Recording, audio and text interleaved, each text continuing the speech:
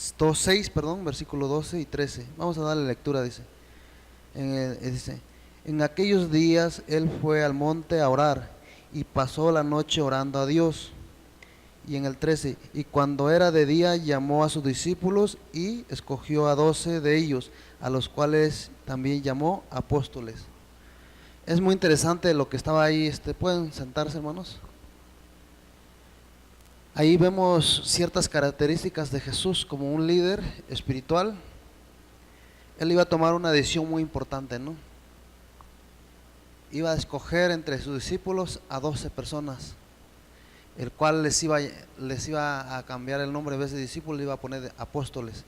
Y vemos, cuando nosotros investigamos esa palabra en el griego, significa enviado. Y Jesús fue el primer apóstol que fue enviado por el Padre a la tierra a cumplir una misión. Cuando Jesús viene y toma un cuerpo humano y Él es enviado por el Padre, es el primer apóstol aquí en la tierra. Y Él es enviado para cumplir el propósito del Padre a través del Hijo en la sociedad. Y entonces Él vino a cumplir todas las cosas que el Padre había prometido desde el Antiguo Testamento, ¿no? Pero es interesante las características que vemos en Jesús. Dice que cuando Él sabía que tenía que tomar esa decisión, pero Él, cuando vemos todo el contexto del capítulo ahí, dice que Él tenía una multitud porque había alimentado a muchas personas, y también había personas ahí como los escribas y los fariseos, que siempre estaban siguiendo a Jesús para cacharle en alguna palabra incorrecta o algo indebido, para acusarle y darle juicio, ¿no?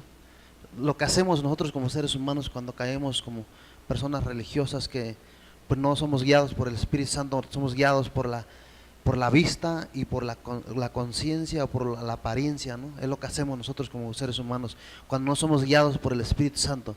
¿Qué hubiera pasado si esos hombres hubieran sido guiados por el Espíritu Santo, hubieran reconocido a Jesús, que Jesús era Dios? Pero no lo hicieron, porque eran hombres que no tenían la presencia del Espíritu Santo en sus vidas. Entonces estaban esperando en qué poderle cachar a Jesús para poderle juzgar. Pero vemos que Jesús no se resiente, ni Jesús no levanta una crítica, sino al contrario. Él lo que hace es, dice que se va y se aparta sola a la montaña, porque la montaña tiene una representativa donde solamente podías ir a la presencia de Dios. Subió al monte, dice, subió al monte a orar toda la noche, dice. Y cuando fue de día, dice que Él tomó una decisión, que escogió a 12 discípulos de entre la multitud y le cambió el nombre, le puso apóstoles, porque los iba a enviar. Y entonces nosotros vemos que en la oración, cuando un líder espiritual siempre va a anhelar, porque en la oración es una forma de someternos a la voluntad del Padre, porque tenemos que orar, porque a veces nosotros estamos llenos de actividades, o a veces queremos tomar una decisión. Pero aquí uno de los principios que vemos en la persona de Jesús es que dice que Él iba a tomar una decisión y Él sube al monte a orar. Y dice que cuando fue de día, dice que Él tomó la decisión de escoger a 12. Y aunque vemos que esos 12, uno de ellos desertó, Judas Iscariote, dice que Él fue el que le entregó al Maestro, al Redentor en nuestras vidas, para que se cumpliese. Y si vemos que aún Jesús, que estuvo orando y estuvo buscando la guianza del Padre para tomar la decisión, para que escogiera a las personas indicadas para el ministerio, aún uno de ellos desertó, y entonces se apartó del Señor y le entregó. Eso nos da a entender algo, que nosotros como líderes, porque somos líderes en diferentes lugares, no nada más en la iglesia, a veces somos líderes en casa. Tenemos cierto liderazgo en casa, en el trabajo, en la escuela, en diferentes lugares. Tenemos ese liderazgo, y entonces nosotros tenemos que ser personas prudentes y sabias. A mí me llamó mucho la atención cuando leí un libro, una de las reseñas de ese libro, que dice que la integridad del ministro se refleja en su actitud, en su carácter. Yo puedo decir que estoy muy íntegro, Pero cuando yo veo, estoy metido en una circunstancia, un problema, mi actitud cómo va a ser en esas circunstancias, eso refleja integridad en mi vida. Y eso quiere decir, y es lo que vemos aquí en Jesucristo, la integridad de Jesús en su vida.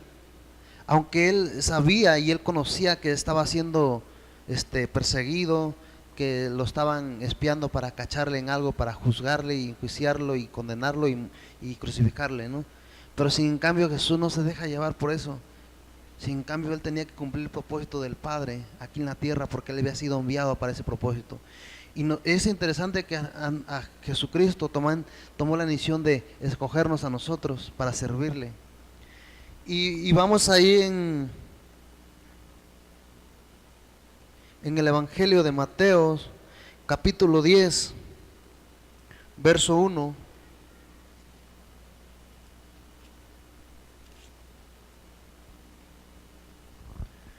Es interesante cuando nosotros vemos las escrituras sobre ese pasaje, a veces aquí Lucas nos aporta una parte, Mateo nos aporta otra parte y Marcos nos aporta otra parte, ¿no? Y muchas veces lo que Lucas omite, Mateo lo aclara, y lo que Mateo lo omite, también Marcos lo aclara, ¿no? Y es interesante cuando vemos aquí en el capítulo 10, versículo 1, dice: entonces, llamando a sus discípulos, les dio autoridad sobre los espíritus inmundos para que les echasen fuera y para sanar a toda enfermedad y toda dolencia. Aquí lo que está diciendo es que ya Lucas no dice que les dio autoridad, pero Pablo, Mateo se está diciendo. Es interesante, hermanos, cuando el Señor Jesucristo nos llama al ministerio, primero nos llama a que estemos con Él. Porque Él no nos llama nada más y nos va a enviar, no, Él tiene que hacer algo diferente en nuestras vidas. Porque muchas veces cuando nosotros llegamos del mundo o cuando no somos cristianos, estamos tronados en muchas áreas, en la área sexual, en muchas cosas, ¿no? Entonces Jesús nos elige y nos llama a que estemos con Él. Y entonces cuando Él nos llama, dice que primero nos restaura, hace una restauración en nuestras vidas, cambia nuestras vidas. Y entonces después de que pasa eso, nos restaura, entonces nos capacita y después nos delega autoridad, y después de que nos delega autoridad, nos envía. ¿Para qué nos envía el Señor Jesucristo? Porque el Señor quiere cumplir su propósito aquí quiere cumplir su propósito en la vida del ser humano, pero a través quiere utilizarnos, quiere involucrarnos en su obra. Él estuvo aquí en la tierra, ¿no? Por un periodo de 3 años. Es interesante cuando vemos ahí en la carta, los libros de los Hechos, cuando estaba leyendo el eunuco de Isaías, ¿no? Y entonces el Espíritu Santo le dice a Felipe: ve y háblale al etíope que pues no entiende las escrituras. Y entonces le dice: fue como cordero llevado al matadero, y en su humillación, en su justicia no abrió su boca. Dice: pero su vida fue quitada entre los pecadores. Dice: ¿y quién irá por él y quién continuará el trabajo? Dice.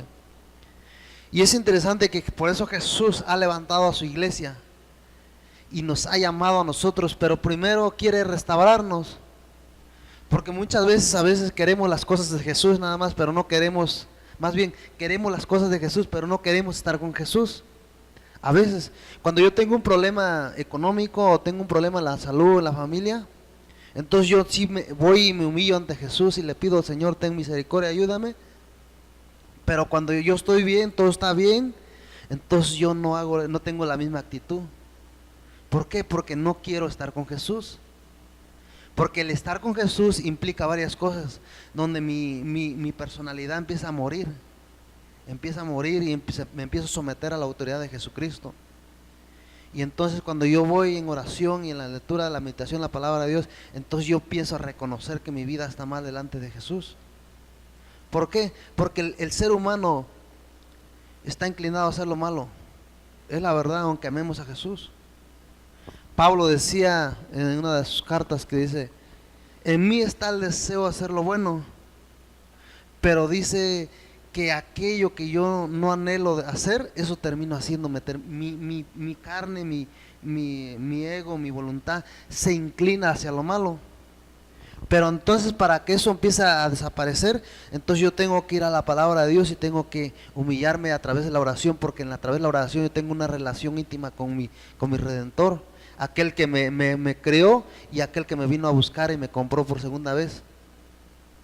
Entonces, cuando yo voy a la oración y me humillo y reconozco la autoridad de Jesús sobre mi vida, y reconozco que la autoridad de Dios sobre mi vida no es injusta, y reconozco que cuando Jesús permite que pase algo en mi vida, es porque Él quiere formar su carácter en mi vida, y su justicia y su autoridad de Él hacia mi persona no es injusta. Entonces Dios tiene que permitir ciertas cosas, pero tengo que ir por medio de la oración a Jesús, porque por medio de la oración yo tengo una intimidad con Él, y entonces yo reconozco su autoridad sobre mi vida. Y entonces yo reconozco que Jesucristo no ha perdido ninguna victoria, que todas las Él ha ganado. Y cuando Jesús dice, vemos ahí en el capítulo 4 de Lucas, también de Mateos, cuando Jesús dice que es bautizado y luego dice que por el Espíritu es llevado al desierto, y estuvo 40 días y 40 noches orando al Padre en ayuno, en una intimidad, porque iba a iniciar su ministerio, y llega el tentador, que es el diablo, y le ofrece una alternativa a Jesucristo fácil.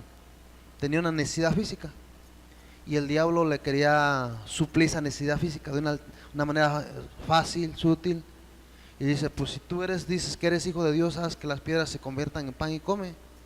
Y Jesús lo podía hacer, pero Jesús nunca contesta de acuerdo a su conocimiento, de acuerdo a su sabiduría o un pensamiento humano. Él le contestó al diablo por medio de las Escrituras. Escrito está que no de solo el pan vivirá el hombre, sino de toda palabra que sale de la boca de Dios. ¿Por qué? Porque nosotros como seres humanos dependemos de Dios, no dependemos de las circunstancias. Como yo le comentaba a una persona el otro día, le digo, nuestra felicidad no depende de las circunstancias, nuestra felicidad depende de la presencia de Dios en nuestras vidas.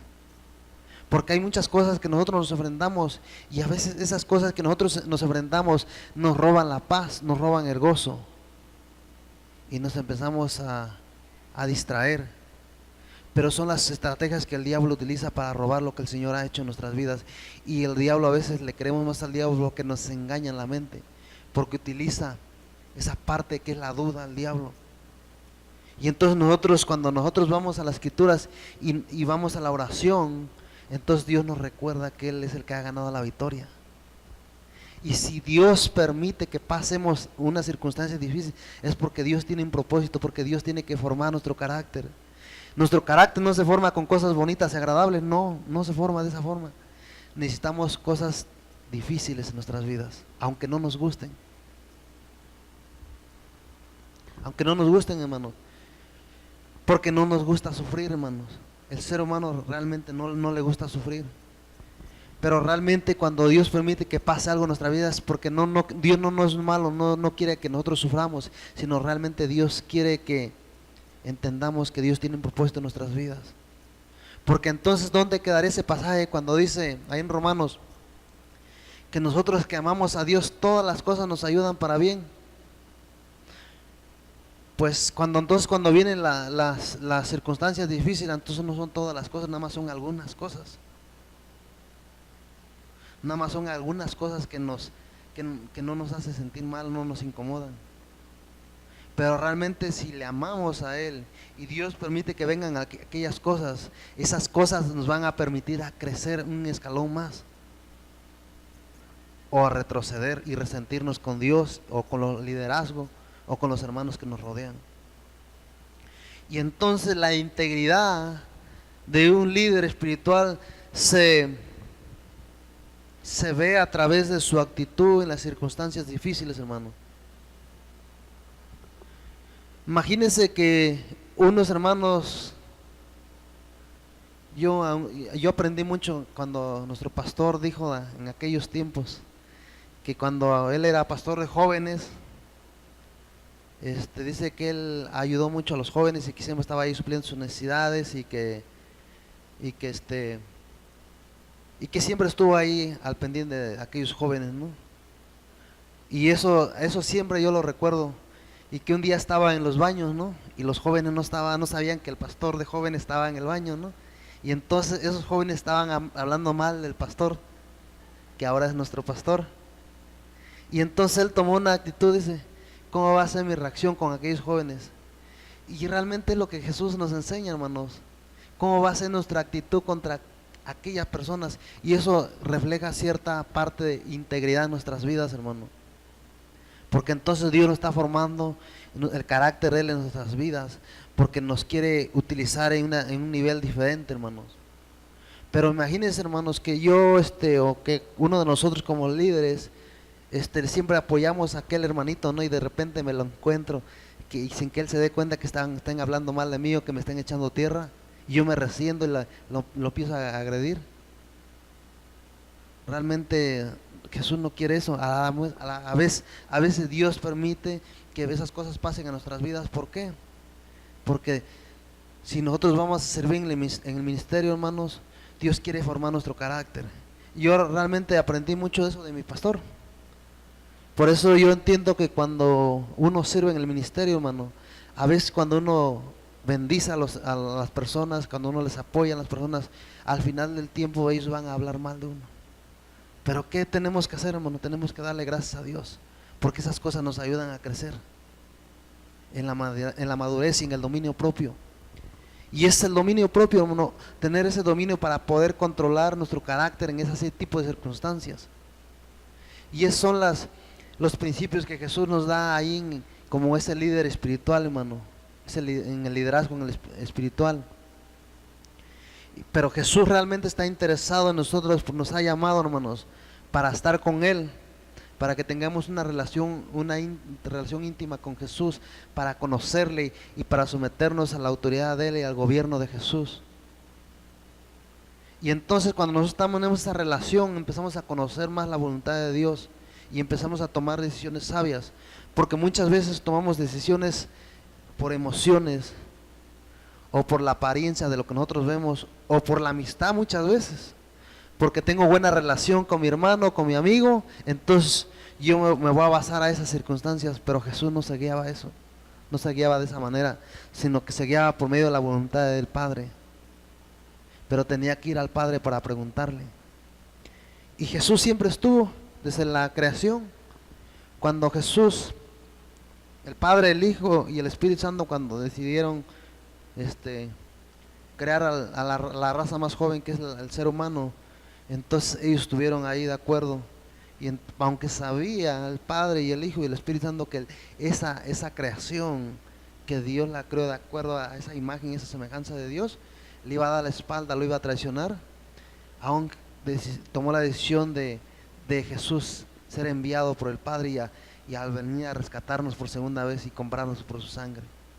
Entonces nosotros, ahora que conocemos a Jesús, le pertenecemos doblemente al Señor, por creación y porque nos adquirió en la cruz del Calvario por medio de su vida. Aquel que es el creador de la vida. Y a veces nosotros como creación juzgamos al creador de la vida, cuando nos resentimos con Dios, con aquellas cosas que no salieron de acuerdo a lo que nosotros pensábamos o creíamos o queríamos. Y nos resentimos con Dios, cuando Dios no tiene que ver nada. Al contrario, Dios lo único que ha hecho, amarnos y protegernos y cuidarnos y ver nuestro bienestar.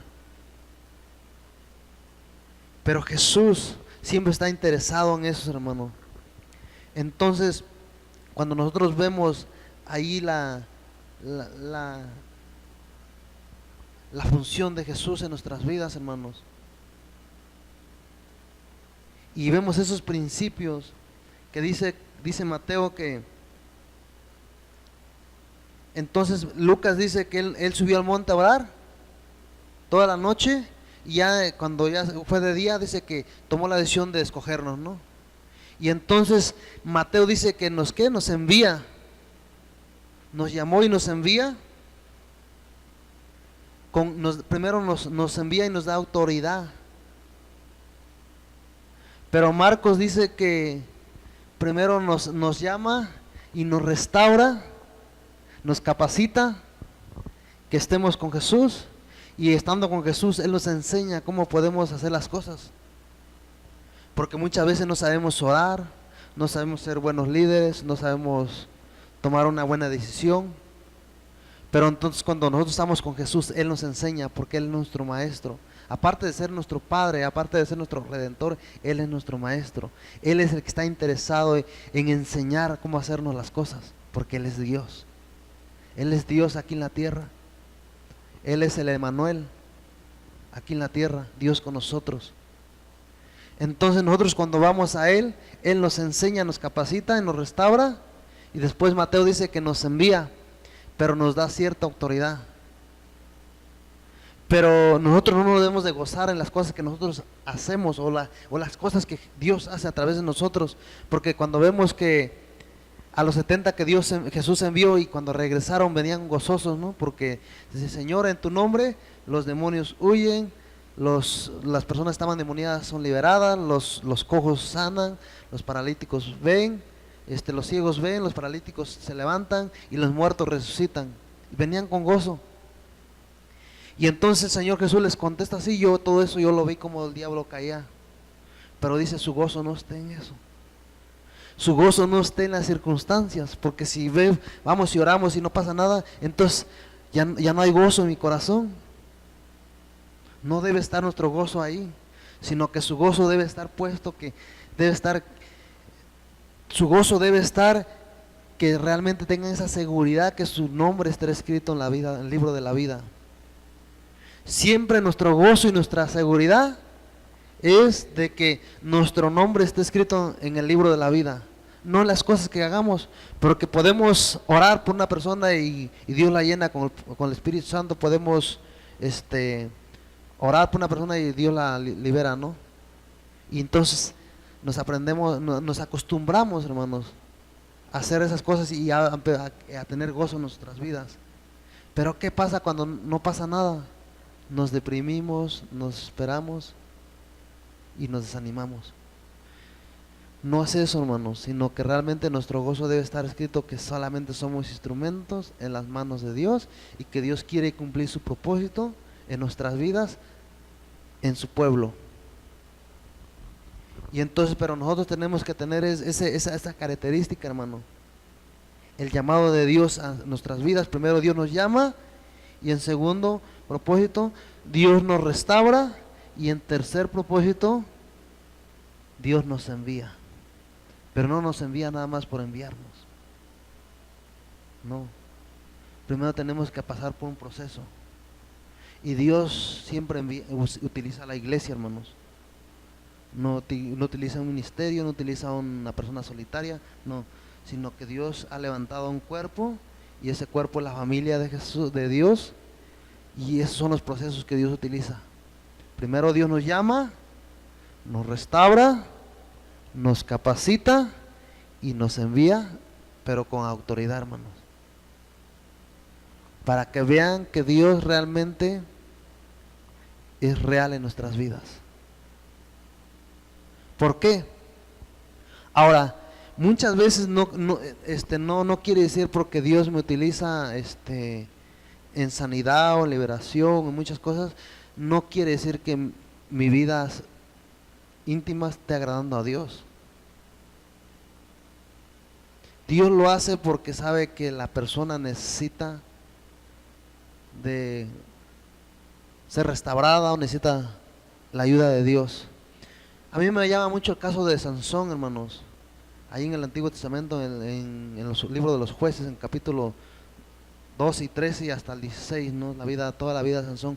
Pero me llama mucho la atención en los últimos versículos del capítulo 16 de Jueces, cuando Sansón dice que ya lo habían arrestado y estaba en el palacio de los filisteos, y hace una oración Sansón, una petición a Dios. Pero esa petición que le hace a Sansón a Dios es con resentimiento y con odio, y pidiendo justicia, venganza, porque dice: Dios, dame la oportunidad de vengarme de mis ojos, porque le habían sacado sus ojos. Y entonces Dios, en su misericordia, porque Dios tenía que traer juicio sobre los filisteos por la opresión que tenía el pueblo filisteo al pueblo de Israel. Pero no quiere decir que y eso a mí me llama mucho la atención para mi vida, porque muchas veces yo me puedo utilizar, hermanos, en la consejería, me puedo utilizar dando palabras de ciencia, Dios me puede utilizar en liberando endemoniados, pero debo tener cuidado, porque no quiere decir que tal vez mi vida pueda agradar a Dios. Y entonces Dios utiliza a Sansón y mata a los filisteos, pero yo veo que tenía su corazón resentido, hermano, pidiendo venganza de Sansón. Y entonces Dios dice, y también Pablo menciona ahí a los filipenses, dice que la verdad el evangelio se predica, mucho se predica por vanagloria, por envidia, por interés, y muchas veces se predica por amor. Pero el evangelio se sigue predicando. ¿Por qué? Porque las personas necesitan escuchar el mensaje de Dios, necesitan la ayuda de Dios, y a veces Dios utiliza nuestras vidas como instrumentos, pero no quiere decir que a veces mi vida agrada a Dios.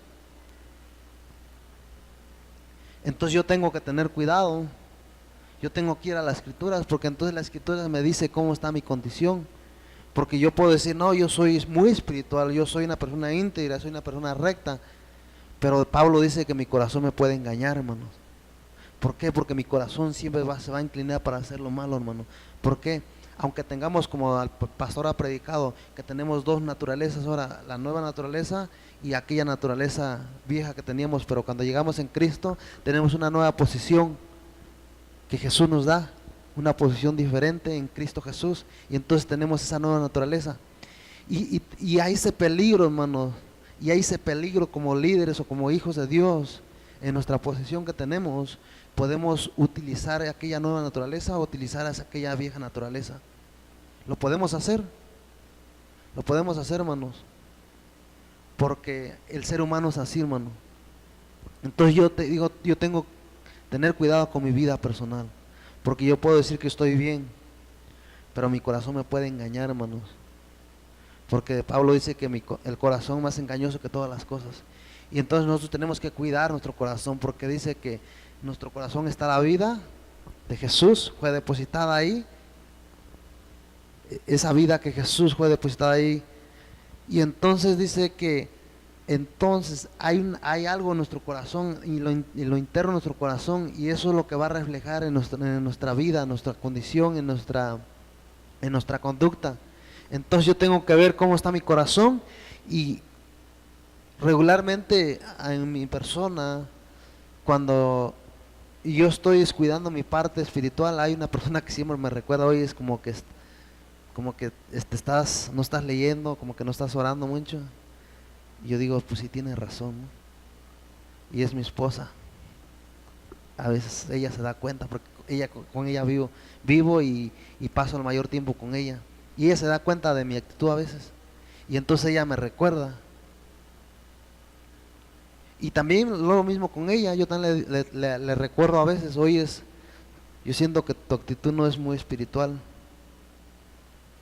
Y entonces por eso necesitamos una iglesia, hermano, necesitamos convivir con personas que amen al Señor, personas que tengan esa madurez espiritual, porque esas personas nos van a siempre a guiar a que hagamos la voluntad de Dios, a que busquemos la intervención de Dios sobre nuestras vidas, sobre las decisiones que tomemos. ¿Por qué? Porque muchas veces pensamos que las leyes de Dios sobre nuestras vidas son para molestarnos, para hacernos la vida de cuadritos, y no es cierto, hermano.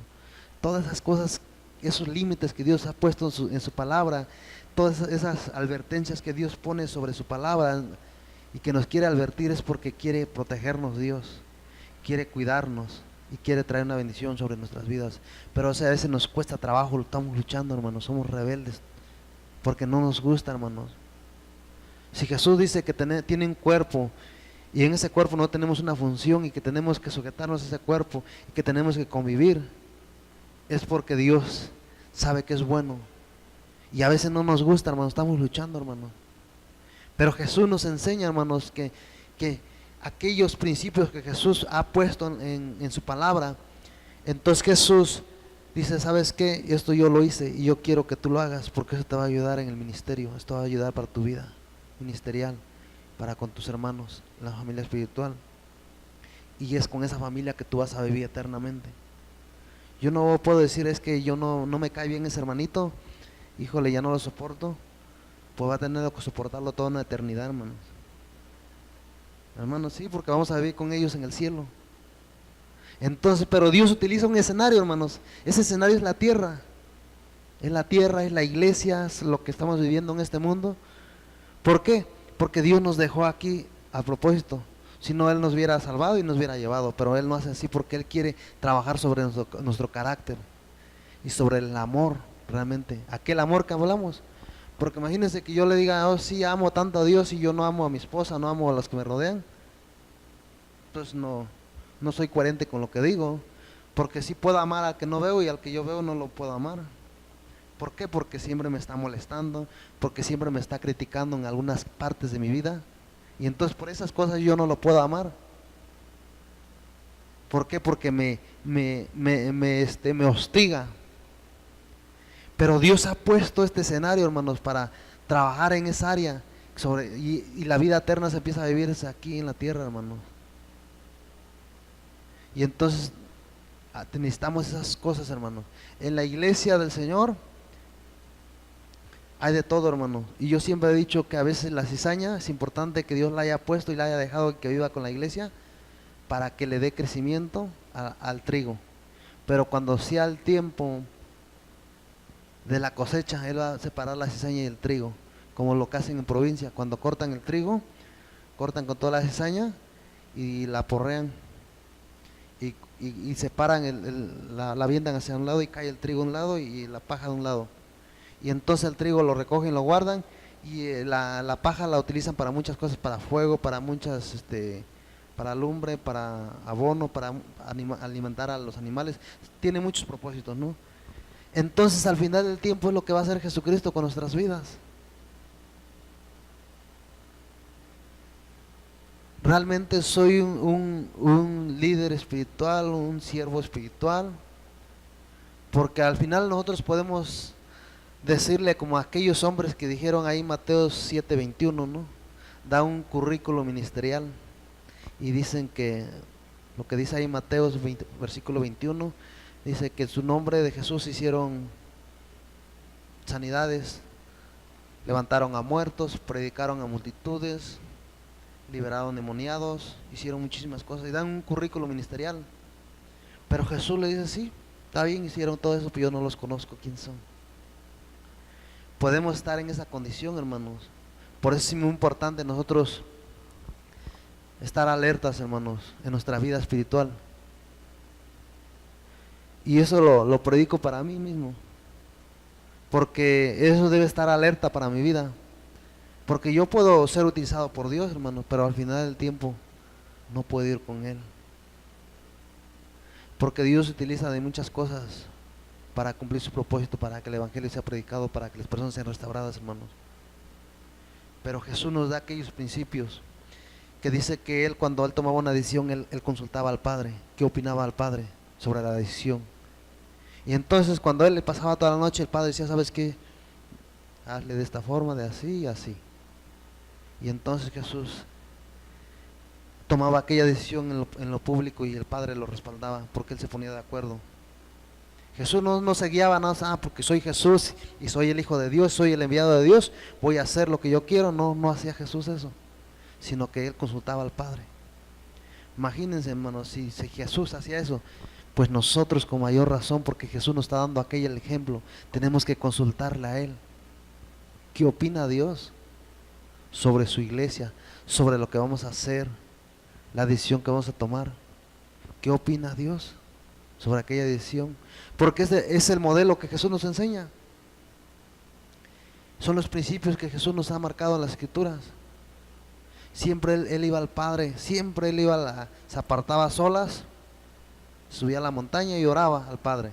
Y el Padre ahí le decía, se ponían de acuerdo los tres, el Padre, el Hijo y el Espíritu Santo. Siempre actuaron en esa función en unidad. Y entonces nosotros a veces tenemos líderes espirituales y entonces nosotros tenemos que aprender, hermanos, cuando vamos a tomar una decisión, preguntar con el liderazgo qué opina Dios sobre aquella decisión que queremos tomar, sobre aquellas cosas que queremos hacer, porque es los principios que Dios nos ha dejado en sus palabras, hermanos. Y entonces vemos, hermanos, que Dios nos llama, Él nos restaura y nos envía con autoridad. Nos llama, nos restaura, nos envía con autoridad. Y entonces es el modelo que nosotros debemos seguir, hermanos. Cuando, ¿sabes? Si nosotros tenemos un llamado en cualquier área que sea, tenemos que consultar a la iglesia, tenemos que consultar al liderazgo sobre nuestras vidas. Y yo creo que Dios va a hablar a nuestras vidas, hermanos, si nosotros hacemos ese modelo. Yo siempre he dicho, y he aprendido esto, que cuando Pablo decía, cuando él era enviado, dice que el Espíritu lo ha enviado y a la iglesia le ha aparecido. Es el modelo que aquellos hombres de Dios nos han enseñado por medio de las Escrituras, hermano. A veces Dios nos envía, pero tenemos que consultar a Dios por medio de la oración, la lectura de la palabra, de qué piensa Dios, cuáles son los principios que Dios ha puesto en su palabra, y también el liderazgo que Dios ha puesto sobre nuestras vidas. ¿Por qué? Porque nosotros como seres humanos siempre tenemos que rendir cuentas en todas nuestras vidas. Desde que nacemos, estamos sujetos a unos padres, a un hogar, una familia, vamos al kinder, hay autoridad, vamos a la primaria, a la secundaria, a la preparatoria, la universidad, y no se termina, vamos a ejercer un trabajo, tenemos autoridad sobre nuestras vidas, porque la vida del ser humano es así. Siempre vamos a estar rindiendo cuentas, y es la parte que el ser humano no nos gusta. Y Dios ha puesto ese modelo en nuestras vidas, pero siempre el ser humano va a tener que rendir cuentas, hermano. Y es el modelo que Dios ha puesto, y es lo que Jesús hacía. Se apartaba a solas con el Padre y oraba, y el Padre le decía, se ponían de acuerdo los tres, y Jesús iba y actuaba, y entonces vemos que habían como los demonios salían, los paralíticos eran levantados, los ciegos veían, los muertos resucitaban. Es lo que Jesús le contesta a Juan el Bautista cuando Juan el Bautista le pregunta que si era él o acaso era alguien más que tenían que esperar.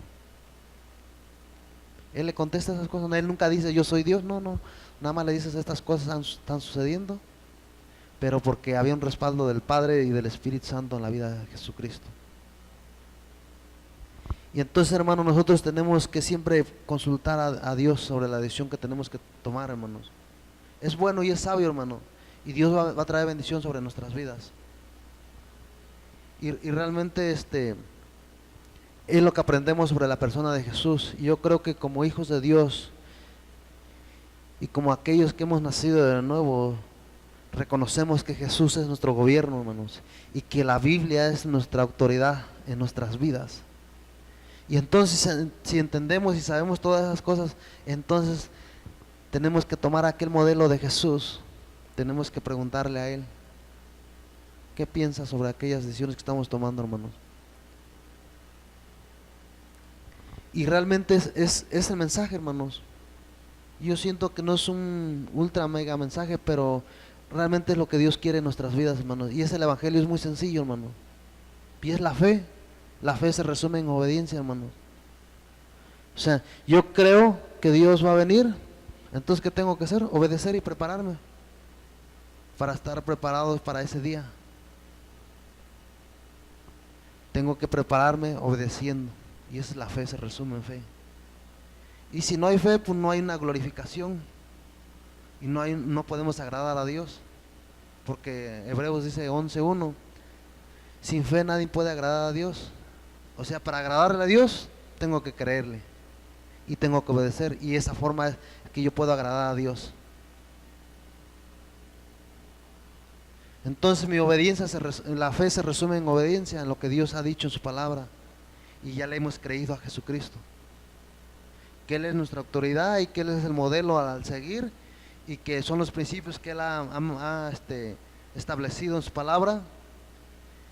Y entonces le creemos a Él y le obedecemos, hermanos. Y entonces, como conclusión, hermanos, Dios nos llama, Él nos capacita, nos restaura, y Él nos envía con autoridad sobre aquellas personas que necesitan la ayuda. Yo tengo que tener un respaldo de Dios en mi vida, hermano, cuando yo le voy a dar un consejo a una persona, cuando yo le voy a dar un consejo sobre algo que tenga, una decisión que tiene que tomar aquella persona, aquel joven, aunque no le guste, pero es el consejo de Dios a través de nuestras personas. Y entonces es el respaldo que tenemos de Dios, hermanos. Y a veces esas personas no les va a gustar el consejo que les damos, hermanos, nos van a rechazar y nos van a dejar de hablar, pero nosotros tenemos que seguir ese modelo de Jesús. Y eso fue todo, hermano. Vamos, pongámonos en nuestros pies, vamos a darle gracias a Dios.